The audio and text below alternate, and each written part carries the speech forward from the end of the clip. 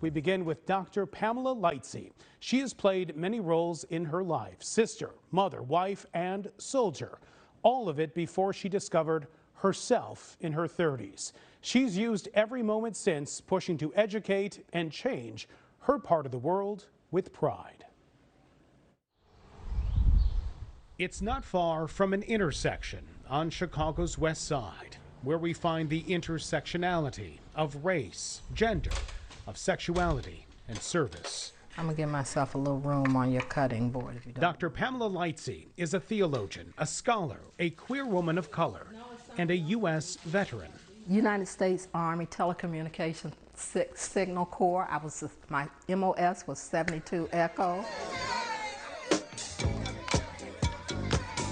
She enlisted in the late 1970s, a private in the Signal Corps. What did the military give you? Esprit de corps. Esprit de corps. This is a sense of community. The military was my community. The military really gave me a sense of my capacity to do things as a human being. As a human being. Not, oh, you do that really well as a woman. No, you soldier. You soldier through, soldier, you're gonna do this, soldier, you're gonna do that. But I got out of the military as I was pregnant with my first child. Me and my husband at the time, we were both in the military. After the Army, she began working for the U.S. government as a civilian. She saw the world, and in that time, she began to see herself. So this was before you came out, before you even understood you. Yes. I spent 16 years of marriage, in a heterosexual marriage, enjoying my life, thinking, my life was gonna go a particular way. And as I said, once things started to crumble, I had the opportunity to step back and said, okay, now what do you really want? And who are you really?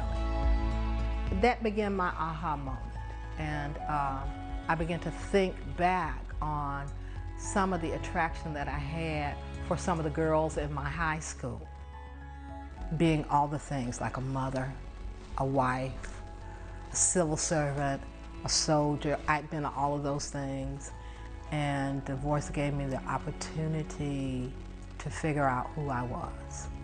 And so a couple of years after divorce, I began to figure out really who I was in terms of my sexual identity.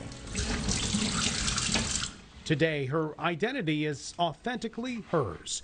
Oh, pepper's good. From home life to her life's work. As Vice President for Academic and Student Affairs at Meadville Lombard Theological School downtown, where her call to serve a higher power is informed by her time serving her country. The military taught me a way of organizing my day, gave me the opportunity to learn about dense writing, which helped me as I was working on my doctorate and continues to help me as a scholar. Every one of these books. She's published 2 books with a third on the way. The topics are familiar, intentionally within that intersection of identities, including one of her favorites. But I want to live and be relevant, and questions are what we get sometimes. Preaching. Because I can preach, believe it or not, I preach really good. I was on a really good preaching circuit before I came out. But once I came out, all that dried up for a while. And then it shifted. It shifted to me being in a more affirming spaces. It's much fuller for me, being my authentic self. They have to contend with the fact that we are not going to be quiet this General Conference. She's led protests on the floor of her Methodist denomination General Conference, using her voice to advance progress. And the beautiful thing is, for me, is that I don't have to separate myself. I can be a scholar, I can be the out queer lesbian that I am, and then I can go to church on Sunday to a very affirming and inclusive community, because I'm insisting on living as the person that God made me.